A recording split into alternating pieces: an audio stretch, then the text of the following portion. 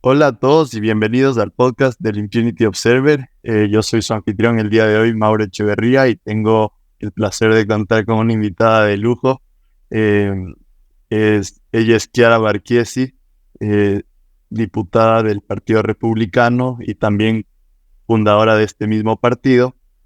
Eh, para los que no están tan al tanto de lo que está sucediendo en Chile, el 7 de mayo de este año, de 2023, los chilenos eligieron a los consejeros que redactarán la nueva constitución de ese país. Y el Partido Republicano obtuvo 22 de 51 consejeros. Entonces, bienvenida, Chiara. Una vez elegidos los consejeros, ¿qué sigue en el proceso de esta nueva constitución para Chile? Primero que todo, bueno, agradecerte la invitación. Tal como decías, bueno, yo soy la diputada más joven de Chile, así que fui electa con 24 años, ahora tengo 26. Así que también yo creo que es importante y algo que agradezco mucho al Partido Republicano. El Partido Republicano es un partido muy nuevo en Chile. Tenemos apenas 4 años, yo soy una de las fundadoras. Es el hecho de que muchas veces se critica al sector de los partidos de derecha a que los jóvenes los usan para mover banderas y entregar folletos en las campañas, pero no a poder tomar papeles de liderazgo. Y la verdad es que yo creo que es fundamental que también nosotros, con la voluntad que eso significa, con el saber escuchar y aprender de quienes tienen una trayectoria más larga en política, pero es importante poder preocuparnos de la formación de jóvenes y sobre todo también del trabajo dentro de las universidades. Y yo fui, representante estudiantil en mi carrera, fui candidata a la federación también, pero por lo mismo es importante que los jóvenes nos formemos para poder estar disponibles al servicio de nuestra patria, ¿cierto? Así que bueno, primero que todo, un poquito estableciendo la situación actual de Chile. Estamos en un momento muy negativo porque al final el crecimiento, la expansión de la izquierda ideológica en nuestro continente también capturó a Chile y no podemos sentirnos ni pretender ser una isla dentro de Latinoamérica, porque vemos cómo hay ciertas corrientes que actúan de forma coordinada en nuestro continente, y muchas veces nosotros también hacemos esfuerzos paralelos en cada uno de nuestros países para poder hacer frente a ello. Y el hecho también de que ¿qué es lo que pasa? Muchas veces los gobiernos de derecha simplemente apuntan a los fracasos en gestión o fracasos económicos de los gobiernos de izquierda para poder llegar al poder, pero se olvidan de la parte de poder penetrar en la línea de pensamiento de las personas. Se ponen a trabajar simplemente para las campañas y los otros momentos y se relaja un poco la cosa, y eso no puede ser. Hay que hacer un trabajo serio, un trabajo intenso, un trabajo cercano con la gente. Y también el hecho de entender que la política es devolverle, ¿cierto?, la mano a la gente, y el hecho de poder solucionarle los problemas de las personas, y no lo que pasa muchas veces, que es que la clase política se crea sus propios problemas, supuestos problemas, y después pierde tiempo solucionando esos supuestos problemas de la misma clase política. Y esa distancia entre la realidad de las personas con lo que pasa, en este caso adentro aquí, en el Congreso Nacional de Chile, cada día es más grande, porque la gente siente que lo que pasa adentro no le influye en su vida. Entonces, es ese desafío de poder sintonizar con la gente y de poder realmente serles útiles, ¿cierto? Yo creo que ese es un poquito el concepto. Entonces, y esto, naturalmente, que hace también de qué significa la mentira para la izquierda y qué significa la verdad para la derecha, y por qué nos cuesta muchas veces poder explicar las cosas como son, o muchas veces está la cobardía de no atreverse a defender los principios como corresponden. Y a la hora de los que hubo, como decimos en Chile, muchos políticos amarillan, ¿cierto? Y no actúan conforme a sus principios. Entonces creo que ha sido esa actitud de la defensa de la verdad con respeto, pero con claridad y firmeza que hemos tenido los republicanos en estos años, lo que nos ha permitido ir creciendo, pero que hemos ido sintonizando con la gente. Entonces, hay un tema de que muchas veces creemos que hay una suerte de inercia de ciertos factores, de ciertos presidentes de derecha, como por ejemplo Trump o Bolsonaro, en el continente americano, que van a ir haciendo que en los otros países siga cayendo los gobiernos de izquierda como si fueran manzanas, ¿cierto?, con gravedad por la ley de Newton, pero eso no pasa. Y vemos que cuando hay gobiernos de centro-derecha en un país, después vuelve a la izquierda. Lo que pasó, por ejemplo, a Piñera en Chile, bueno, con todo el estallido, mal llamado estallido social, para nosotros fue un estallido intelectual, no tuvo la capacidad de tener continuidad. Y aquí lo cierro con lo que les hablaba al principio, por falta una parte de penetración en la línea de pensamiento de las personas, y creemos que simplemente por gestión se va a poder mantener un gobierno en el tiempo. Entonces, ¿qué pasó el 2019 en Chile? Nosotros habíamos fundado el Partido Republicano un par de meses antes del estallido. El estallido fue totalmente orquestado. Yo en ese tiempo estudiaba en Santiago, en la estación de metro del tren de mi universidad, que usábamos todos los días, la quemaron. Muchas decenas de estaciones de metro las quemaron en paralelo. Saquearon, quemaron buses, saquearon negocios. La verdad es que fueron momentos de mucha violencia, momentos en los que hay personas que tenían emprendimientos que lo perdieron todo, momentos en los que se vivía con mucho miedo también acá en Chile. Situaciones parecidas que han ocurrido en distintos países de Latinoamérica, y todos orquestados. Estas cosas no son espontáneas. Por mucho que nos quieran hacer creer que son espontáneas, no lo son. De hecho, yo me acuerdo que había un ingeniero acá en Chile que había trabajado en la confección de las estaciones de metro, y él decía, son puro concreto, y yo que trabajé en poder construirlas, sería capaz de hacerlas arder. O sea, no es cualquier persona que simplemente prendió un fósforo, lo lanzó y se quemó la estación. Entonces, con ese momento de tanta violencia y bueno, yo creo que es importante mencionar también la guerra asimétrica a través de las redes sociales, cómo las redes sociales pueden ir manipulando la opinión de las personas según el contenido que se les va haciendo ver. Hubo un estudio del impacto de 2.000 cuentas, las más influyentes respecto al estallido en Chile, con los hashtags, qué sé yo, y mostraban que al menos del 1% de las cuentas generaban el 30% del contenido y el 60% de las interacciones. Y si uno miraba, ¿cierto?, en la red, cómo se distribuye, en Chile obviamente muy separada, pero había no muy grandes en Argentina y en Venezuela. Y aquí volvemos al hecho de que la izquierda trabaja de forma coordinada en nuestros países para ir desestabilizando de distintas maneras. Entonces, entendiendo un poco esta situación, es que nos preguntamos, ¿qué pasó en Chile? Y ahí viene la pregunta que tú me hacías.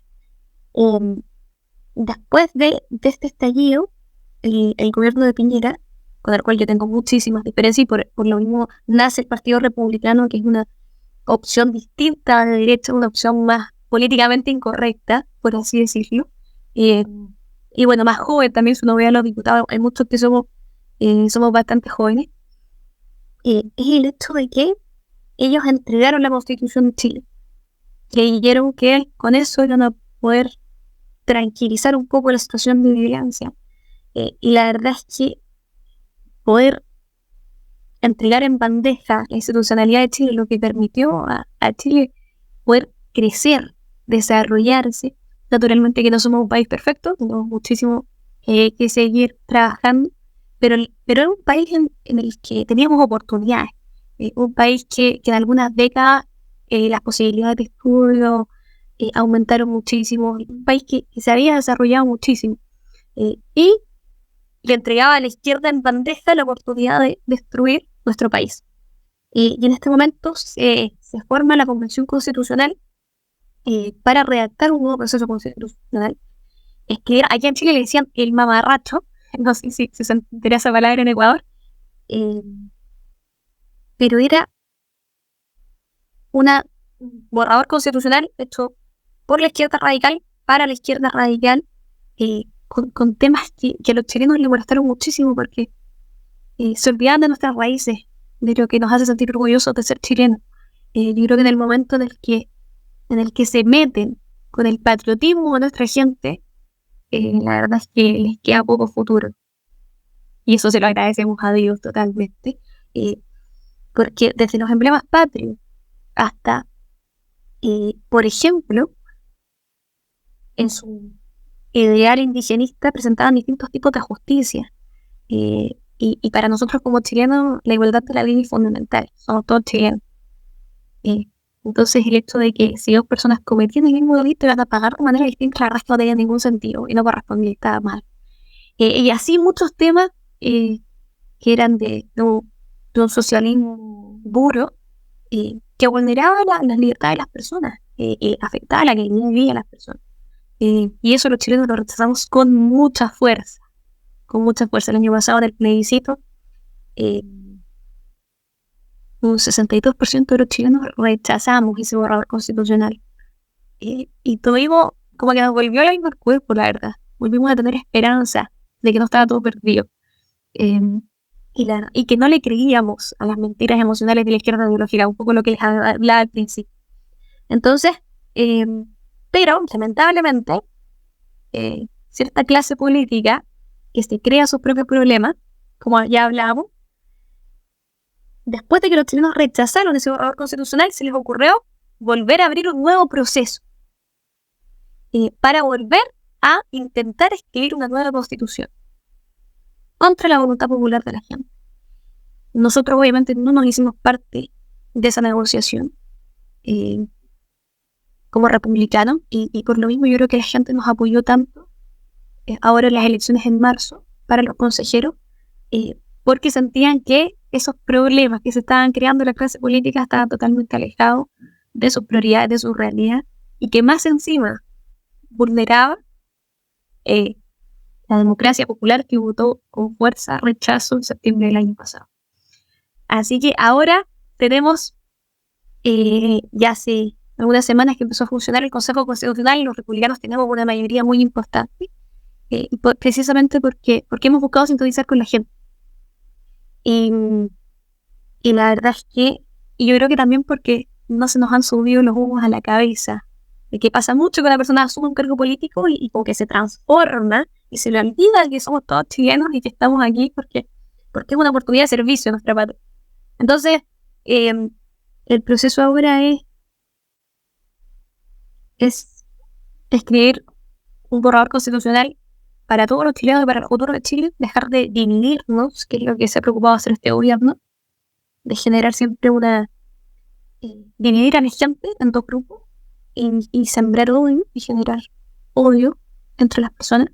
Es importante volver a unirnos como chilenos que somos y mirar hacia el futuro juntos. Así que tenemos un tremendo desafío ahora en el Consejo Constitucional, de que la verdad es que la Constitución que tenemos actualmente nos ha permitido crecer. Obviamente hay oportunidades de mejora en temas de justicia, en temas de migración. Son temas que podríamos haber trabajado nosotros como diputados en una reforma constitucional en el Congreso. No era necesario crear un proceso distinto, pero ya que existía, nosotros participamos con fuerza. Y hoy día tenemos una responsabilidad tremenda con nuestro país. Hablando de esta unidad que estás mencionando, ¿crees que los consejeros del Partido Republicano y de la derecha chilena en general vayan a negociar ciertos aspectos al momento de redactar la nueva constitución con grupos o movimientos de izquierda? Oye, negociación, esa es la palabra que nadie quiere. Y es que efectivamente la gente, cuando escucha la palabra negociación, inmediatamente va generando cierta distancia, ¿cierto? Porque, ¿qué es la negociación? Es ¿qué me das tú y qué te doy yo a cambio? Y se olvidan de qué es lo mejor para las personas. Entonces, nosotros hemos sido súper enfáticos en abrirnos al diálogo. Mira, en el proceso anterior, en la Convención Constitucional, que era la izquierda ideológica, tenía una mayoría tremenda y que llegaron con una soberbia muy grande. Es decir, llegaron diciendo, nosotros aquí ponemos la música, se hace lo que nosotros queremos. Y la verdad es que llegaba a ser farandulero. Llegaban disfrazados, había uno que votaba desde la ducha. La verdad es que fue un desastre. Hicieron lo que quisieron y la gente se los rechazó. Porque la gente quería un trabajo serio también. Y ahora nosotros, con harta humildad, los consejeros llegaron a trabajar, no, no pintar el mono, como decimos aquí en Chile, no llamar la atención simplemente. Y siento que somos mayoría, no somos mayoría, somos una minoría muy grande que tiene el poder de poder liderar el proceso, pero no tenemos los 3/5 que necesitamos. Sí tenemos los 2/5 de veto, si sumamos a ciertos sectores de la centro derecha, llegamos sí a los 3/5. Por lo mismo la responsabilidad no es absoluta nuestra, pero sí tenemos obviamente la responsabilidad de conducir bien el proceso. Entonces, nosotros nos hemos abierto mucho al diálogo, algo que a la minoría de izquierda le ha llamado la atención. Ellos pensaron que iban a ir a marcar tarjetas y nada más. Y hay ciertos temas técnicos que sí podemos trabajar en conjunto, y ellos los descolocó, la verdad, esta posición que hemos tenido, porque creemos que nos suma una actitud soberbia como la que vimos en el proceso anterior. Entonces, nos hemos abierto al diálogo, a escuchar todas las opiniones, pero eso no significa que vamos a transar en nuestros principios, porque la gente confía en nosotros precisamente porque aman Chile tanto como nosotros, porque defendemos la vida, la familia, porque creemos en la libertad, porque entendemos la importancia, por ejemplo, del rol subsidiario del Estado, y porque sabemos, por una cuestión empírica, lo dañina que son las ideas de izquierda para nuestros países y para nuestra gente, como empeoran la calidad de vida de las personas. Entonces, yo creo que en resumen, el diálogo siempre, saber escuchar, saber buscar puntos de encuentro, pero que sea lo que es mejor para las personas, y si coincidimos, perfecto, pero no estar dispuestos a entregar temas que son fundamentales y jugar así con las ilusiones de las personas. ¿Qué crees que aprendieron ustedes de los anteriores procesos, del anterior proceso constitucional que fue totalmente rechazado? ¿Qué lecciones se aprendieron y qué crees que necesita tener este nuevo borrador de constitución para ser aprobado por la gente? Que no pueden pretender reconstruir un país. Y es que la izquierda ideológica se olvida de las raíces, se olvida las tradiciones, se olvida la cultura de las personas. Creen y tienen esa soberbia de creer que ellos tienen la solución para todo. Entonces, en el momento en el que quieren, en el que son mal agradecidos con todas las personas que a lo largo de nuestra historia se han dedicado a construir Chile y creen que se puede destruir todo y construir todo desde cero y bien, la verdad es que pretendieron construir un Chile nuevo. Y la verdad es que esa actitud de ser mal agradecido, porque es eso, la verdad es que no contribuye absolutamente en nada. Entonces, yo creo que hay que conocer la historia, hay que respetarla, la cultura. De hecho, en las zonas más rurales fue donde se rechazó con más fuerza el borrador constitucional. Y precisamente porque creían que desde Santiago, desde la comodidad de la capital, podían decirle a la gente que ciertas cosas que ellos hacían estaban bien o estaban mal. Y la verdad es que eso no corresponde. Entonces, yo creo que hay un tema de humildad en política que es difícil, pero que es muy importante. Y este proceso tiene que ser marcado por lo mismo. Y también uno lo ve ahora en el gobierno. Hoy día tenemos el gobierno del presidente Boric, de una izquierda ideológica, una izquierda que prometió mucho, y ahí está, las mentiras emocionales de la izquierda, que mienten y mienten en campaña y después, como saben que no pueden lograr las cosas, le echan la culpa a cualquier cosa. Entonces, antes, si es que no se aprobaba el borrador constitucional el año pasado, ellos no iban a poder cumplir su agenda. La gente la rechazó con fuerza y se dieron cuenta que esa agenda que ellos tenían, tanto del gobierno como del Consejo Constitucional y la Convención Constitucional, que era en la misma línea, la gente no la quería. Y tuvieron que bajar un cambio, ¿cierto? Bajar las revoluciones.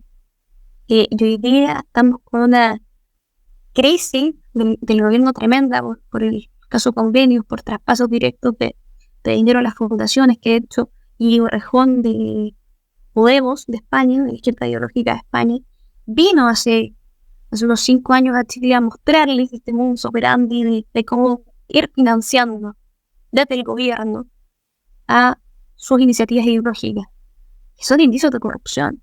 Y hoy día Chile está con una tremenda crisis en esta materia, y han mostrado su real cara. Entonces hoy día el presidente Boric tiene una aprobación bajísima, porque Chile se dio cuenta que esto es como una enfermedad. Si uno va al médico y el médico se da cuenta que el paciente tiene una enfermedad grave, tiene dos opciones: decirle la verdad, que es dura, pero aunque duela, decirle la verdad a la persona para que pueda tomar un tratamiento y eventualmente sanarse, o puede mentirle, puede decirle que está todo bien, y esa persona va a sufrir muchísimo por la enfermedad, pensando que está bien. Ese yo creo que es el juego entre la izquierda y lo que nosotros como republicanos intentamos hacer: defender la verdad con respeto, con claridad, con firmeza, versus una izquierda ideológica de que se basa en la mentira, pero que la mentira tiene las patas cortas. Entonces hay un momento en que la gente se da cuenta que no la puede seguir creyendo. Y hoy día los chinos están profundamente desilusionados. Los que votaron por Boric, obviamente no es mi caso, se sienten profundamente desilusionados. Y ahí hay un tema de batalla cultural también que ir dando. No confiar simplemente en los problemas de gestión de los gobiernos de izquierda para poder llegar al poder, sino que efectivamente hay un tema cultural que va mucho más allá de la política. Hay un tema de formación de personas, hay un tema de formación de liderazgo de personas, que es muy importante y que nosotros nos hemos preocupado de ir haciendo, de ir formando gente, de ir potenciando liderazgos locales en las comunas, de personas que realmente se han puesto al servicio de la patria, porque se generó con el estallido, con toda esta ola de violencia en nuestro país, que muchas personas, que a nosotros, ¿qué se nos decía? Tú estudias, saca un postítulo, emprendes, exitoso, no te metas en problemas políticos. Pero mucha gente que decía, no, si el sistema se defiende solo, Chile es un gran país, vamos a seguir creciendo, y nos empezamos a olvidar de esa batalla cultural, porque al final el sistema se defendía solo, no era necesario estar atento. Nos dimos cuenta que no podíamos seguir mirando cómo avanzaba la historia de nuestro país delante de nosotros sin involucrarnos. Y ahí es donde también toma tanto sentido el Partido Republicano. Hay mucha gente que estábamos tranquilos en nuestras vidas, pero nos dimos cuenta que tenemos que ponernos al servicio de Chile, y no conformarnos con el mínimo, sino que siempre dar un poquito más. Claro, y ahorita que mencionas otra vez del Partido Republicano y mencionaste el diálogo, que están abiertos al diálogo, ¿por qué crees que los medios internacionales los denominan en su gran mayoría como de extrema derecha o extremistas? Y así es como se lo pasa o se lo reconoce al Partido Republicano muchas veces por esta exposición de los medios. La prensa es así, ¿cierto? Tiene que buscar el sensacionalismo, y por eso el rol de las redes sociales también hoy día es súper importante. Hay muchas personas que se informan mucho más por redes sociales, que apagaron la tele y prefieren buscar un poquito más allá. Y precisamente porque juegan a la victimización, juegan a la caricaturización, de poder generar ciertos patrones para que las personas se vayan un poco alejando, ¿cierto? Pero es un tema totalmente externo, porque de hecho a mí me pasaba mucho en la campaña con José Antonio Kast, que efectivamente lo intentaban tildar de extremo, y cuando es una persona que es excelente, como calidad humana, una persona íntegra. Y yo empecé a conversar con la gente y me decía, bueno, pero, o sea, como algunos puntos específicos. Me decían, no, pero yo también pienso eso. No, sí, yo también pienso así. Yo también defiendo las tradiciones, yo también defiendo la familia, también defiendo la vida. Y decían, bueno, verdad, yo no me considero extremo, entonces parece que él tampoco. Y esa sintonía que se va generando con la gente, pero eso tiene que ser con trabajo cercano, ¿cierto? Es fundamental, porque siempre el adversario va a intentar anularte con descalificaciones, pero hay el desafío más grande, el desafío efectivamente de poder penetrar en la línea de pensamiento de las personas. y no simplemente quedarse con la parte de gestión, que es muy importante, pero olvidando ese aspecto que es fundamental, de que tenemos la oportunidad de dar la batalla cultural y por lo menos debemos hacerlo. Y ahora moviéndonos un poco hacia la administración actual de Gabriel Boric, eh, ¿cuáles crees que son los aciertos más grandes que ha tenido y también sus errores más grandes? La, un poco lo que decía recién, las mentiras tienen las patas cortas. Entonces la gente se ha dado cuenta que esas promesas de campaña eh, no solo las han omitido, sino que han hecho muchas veces lo contrario. Que claro, que es fácil ser oposición. Entonces, ¿qué otra cosa con guitarra? Ahora que toca a ellos ser gobierno, dieron una vuelta en 180 grados respecto a actitudes, a votaciones que hayan tenido. Eh, y efectivamente que terminan justificando la violencia. O sea, haber indultado a las personas que estaban siendo condenados por haber cometido delitos en el contexto del estallido, de lanzar bombas molotov a policía, de robos, de personas que ya han generado muchísima violencia y ellos los indultaron, ya sean pagar favores políticos, quién sabe, pero ahí es que la gente se da cuenta que valía la violencia. Estamos con una crisis de inmigración irregular muy desordenada en Chile, con un aumento de violencia en la comisión de delitos que antes no se veía. A nosotros nos ha tocado tipificarse estos delitos que antes no existían en nuestro país, delitos que hemos importado. Entonces, la verdad es que la calidad de vida de la gente, en temas económicos sobre todo, está todo carísimo. Las personas se dieron cuenta que estaban peor que antes. Entonces, y eso por mucho discurso bonito, la realidad pesa más. El día a día de las personas pesa más. Entonces, tenemos naturalmente la oportunidad de hacer un buen trabajo nosotros, trabajo serio, y pasa también un poco, lo conecto con la pregunta de antes. Mucha gente que, claro, podía vernos como extremos, que con el tiempo nos fueron conociendo y se dieron cuenta que no es así, que somos gente muy normal, y yo creo que eso es bueno, gente muy normal, gente que tenía sus trabajos, sus estudios, qué sé yo, y que nos dimos cuenta que teníamos que tomar papeles de liderazgo dentro de la política, porque no nos conformamos con simplemente mirar la situación de lejos, así como tranquilito en nuestras vidas. Si nuestra vida está demasiado tranquila es porque hay algo que no estamos haciendo. Que mucha gente hoy día se atrevió a cruzar el río, por así decir. Porque hay dos teorías, y yo creo que ninguna de las dos está cerrada, pero la teoría del péndulo, que ya llegó al extremo izquierdo y ahora viene de vuelta, y la teoría de cruzar el río. Que cuando una persona cruza el río y se atreve a votar, en este caso por republicano, después ya es mucho más fácil que siga votando por republicano, porque se genera un vínculo. Yo creo que las dos tienen un poquito de acierto y un poquito de les falta ambas. Pero yo creo que puede dar luces de por qué tanta gente votó por republicanos hoy día. Pero principalmente también por la desilusión que sienten con el gobierno actual. Pues todos los problemas de indicios de corrupción que les contaba hace un ratito, y cómo ha empeorado la calidad de vida de nuestra gente en un año y meses. O sea, realmente que tampoco es que lleven tanto tiempo de gobierno, y han demostrado su incapacidad para gobernar. Y mirando un poco hacia el frente, ¿cuáles crees que son los desafíos más grandes que enfrenta la administración actual? Aparte de ya el problema de la migración ilegal y el poco control fronterizo. Poder volver a vivir en paz. Con el tema de seguridad fundamental. O sea, lo que yo les contaba, yo siendo diputada ahora, hace poquito, por ejemplo, presentamos un proyecto de ley para tipificar el sicariato. Y bueno, leyes respecto a secuestro, a tenencia de armas. Temas que en Chile no existían, no eran muy raros. Entonces, ese temor con el que vive la gente de niña.